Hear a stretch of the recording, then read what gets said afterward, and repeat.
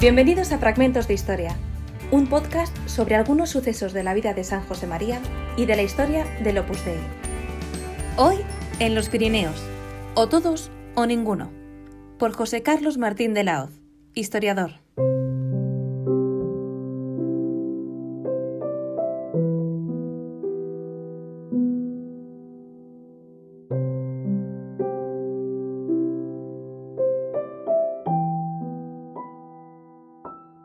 Dentro de los episodios de la Guerra Civil Española y su relación con la historia del Opus Dei, hay un hecho que se suele denominar la travesía de los Pirineos o el paso de los Pirineos, que consiste en el traslado del fundador del Opus Dei, San José María, y un grupo de hijos suyos, en concreto en los días finales del mes de noviembre al día 2-3 de diciembre del año 1937. Dentro de ese episodio general del traslado a la otra zona, desde la zona republicana, con un único objetivo, que es el de recuperar la libertad de movimientos y que San José María, como sacerdote, como fundador del Opus Dei, pudiera desarrollar una labor pastoral en libertad de movimientos. Es interesante porque esa historia general de la guerra civil o dentro de la historia general del Opus Dei hay muchas pequeñas microhistorias que se podrían narrar, hechos sobrenaturales y hechos humanos que se van intercruzando, porque el Opus Dei es divino y es humano. Quería referirme ahora a un hecho muy concreto que sucede dentro de esa historia de la travesía de los Pirineos, y es todo el tiempo que emplea Juan Jiménez Vargas, que es médico, brazo derecho del fundador del Opus Dei, por su madurez humana y sobrenatural. Él, como médico y especialista en fisiología, dirige la preparación de aquel grupo para poder realizar la travesía. Este hecho, el de la preparación física, la preparación anímica del fundador y de aquel grupo de jóvenes que le rodeaban, al hilo de la historia que vamos a narrar, se va a comprender por qué se emplea tanto tiempo en esa preparación.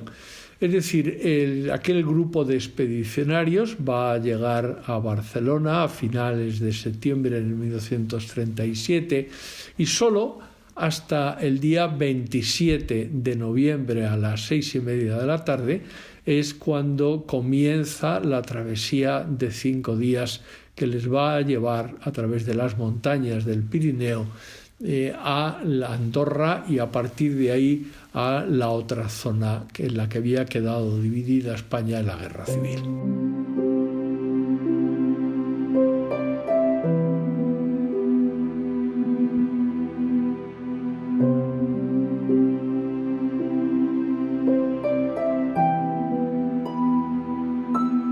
Es interesante estudiar por qué esas semanas de espera. Juan Jiménez Vargas, era especialista en fisiología. De hecho, estaba haciendo ya su tesis doctoral sobre esa materia y en 1942, al poco de terminar la Guerra Civil, obtendrá su cátedra de fisiología en la Universidad de Barcelona, precisamente concentrada en esto, en la capacidad del ser humano para afrontar riesgos, para afrontar aventuras de esfuerzo. En ese sentido, Juan va a dirigir aquel grupo por las calles de Barcelona, sorteando los controles que los milicianos sometían a los viandantes, para que puedan, a través de esas caminatas, ir preparándose. San José María venía a realizar esa travesía desde la legación de Honduras, donde había estado refugiado en marzo a septiembre de 1937 en unas condiciones muy precarias, tanto de alimentación como de aireación, porque había estado encerrado en una habitación con otro pequeño grupo, salvando la vida milagrosamente, pero en cualquier caso encerrado. Tiempo, por tanto, de caminar, tiempo de aprender, de recuperar para subir cuestas, para hacer esfuerzos, para sortear obstáculos, para recuperar equilibrio, y tiempo también de alimentación, porque la alimentación que tanto San José María como los demás habían podido llevar en el tiempo previo, pues no era la más adecuada, estaba evidentemente carente de vitaminas y de muchos elementos que la vida corriente y habitual tenemos, precisamente por la situación precaria de la guerra. Todo eso había disminuido.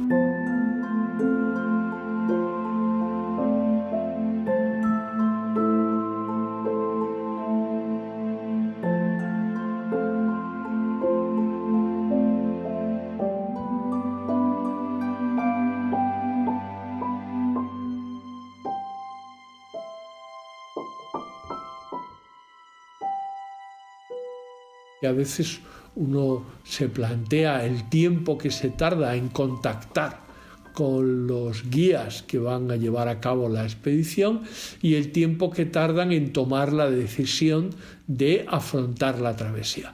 Cuando se produce un visionado de esos vídeos que se han elaborado sobre la travesía de los Pirineos, cuando se observan los mapas, los cambios de cota, de altura, los vaivenes del trayecto que fueron siguiendo en zigzag, entonces uno empieza a explicarse por qué Juan tarda tanto tiempo en dar el visto bueno para comenzar la travesía y por qué aquellos guías tardan tanto tiempo en dar el visto bueno a esos expedicionarios en la travesía. Es decir, por ambas partes hay una duda real y fundada acerca de la capacidad de poder llevar a cabo semejante aventura. Hay que tener en cuenta que toda esa zona de la frontera está muy vigilada y, por tanto, en cualquier caso la situación no es fácil ni las relaciones son corrientes y sencillas. Todo es a través de terceras personas.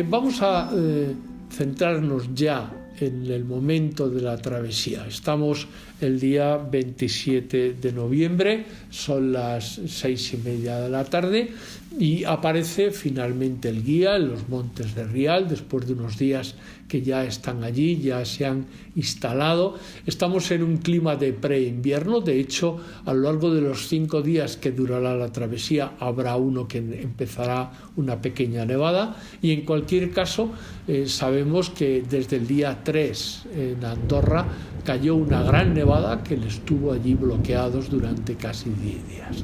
Por tanto, el clima es de preinvierno.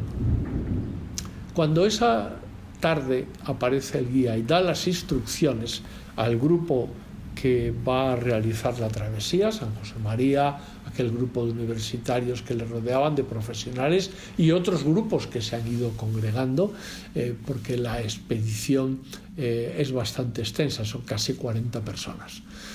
Las instrucciones que da el guía son 3, muy precisas. Primero, caminarán durante 10-12 horas diarias, nocturnas, por la noche.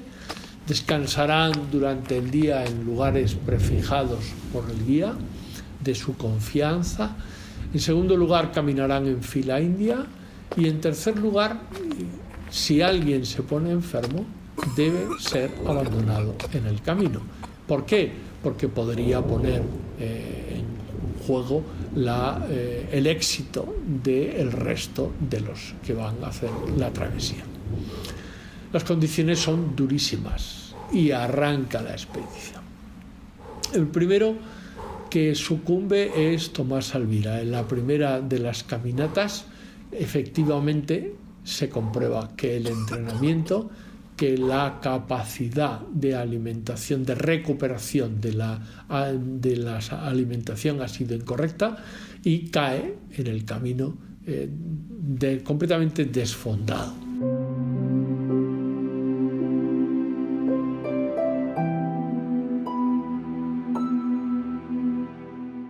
El guía pasa a dar la instrucción contundente y San José María interviene con la autoridad moral de ser sacerdote y ser la persona más mayor de la expedición, y le dice: no, Tomás viene con nosotros.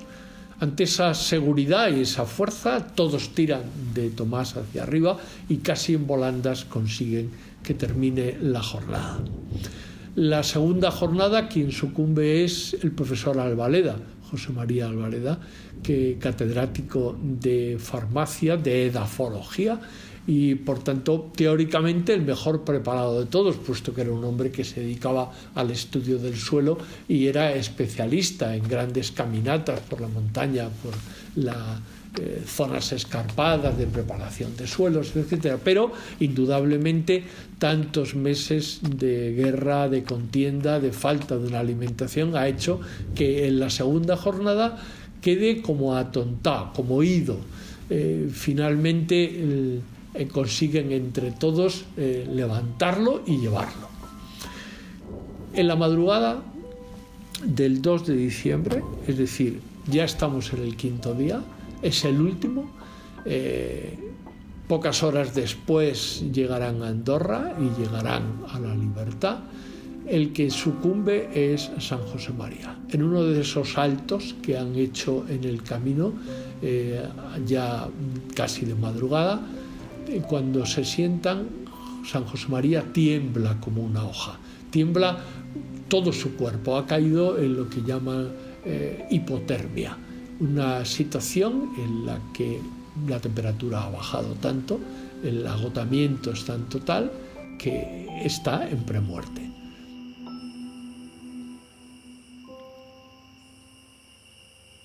Juan Jiménez Vargas toma una decisión contundente, todos sobre él. En ese sentido, cuando todos se amontonan y consiguen, amontonados sobre él, darle el calor que necesita, de modo que consiguen recuperarlo, están mostrando de una manera muy gráfica que verdaderamente el Opus Dei en ese momento es una pequeña levadura que, gracias al calor de la fraternidad, al calor de la caridad cristiana, han logrado sacar al fundador. Y aquella pequeña semilla fructificará en el Opus Dei a lo largo de los años, de los siglos, hasta el final de la historia.